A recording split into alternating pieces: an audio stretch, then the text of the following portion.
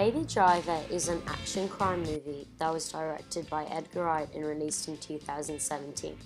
Wright works closely with costume designer Courtney Hoffman to utilize the costume department and the use of color within it. Color schemes and costuming is a vital element of cinema and character exposition, giving information about character traits or even showing the process of a character's arc in a visual way. In this video, I will be exploring how Baby Driver uses color and costuming department to help viewers interpret its characters. The protagonist, Baby, is dressed primarily in black and white to express the conflict between his home life and his participation in the criminal world. He occasionally wears grey to display his moral ambiguity throughout the film. His love interest, Deborah, is blonde and often wearing yellow, as well as being depicted in warm lighting, which shows a positive impact on Baby's life.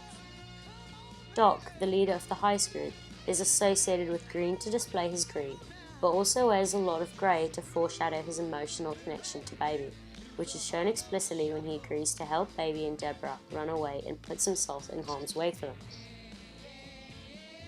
Bat's violent nature is depicted by coating him with the color red, and Darling wears pinks and purples. It can be argued that this portrayal of Darling illustrates her role as a feminine damsel, especially when her death directly leads to Buddy's descent to madness and the killing spree he is driven to. A movie that uses costume design to show a character's arc is Treasure Planet, where the protagonist Jim has a wardrobe that goes from dark to light as Jim's motivations become more morally respectable, eventually ending in the white and gold military attire, which was his dream all along. This technique is flipped with Baby's arc, whose undershirts get darker as he becomes more tangled in the criminal underworld. When looking at color use to visualize characters' relationships to each other, one might turn to Megamind. There, the character Roxanne is first shown in a red dress, contrasting the protagonist Megamind's blue. As she gets to know him, she is shown wearing purple, and finally finishes the film in blue, symbolizes her acceptance of him and their relationship. A medium that has shifted typical color meanings is the comic book industry, and by extension, the superhero cinema genre.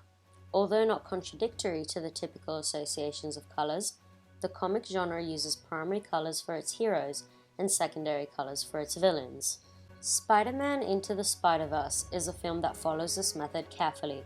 The Spider People, the quote-unquote good guys, are dressed in red and blue, or various adaptations of the classic Spider-Man suit of those colors. The Prowler, one of the villains, is in purple, and Dr. Octavia is associated with a light green. Another character who embodies this approach is the Joker, the main antagonist of The Dark Knight.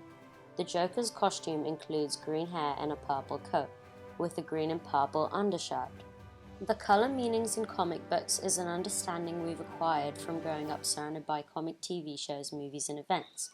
Just as we understand the meanings of certain colors, whether it's conscious or subconscious, through the exposure to the color mythos throughout our lives.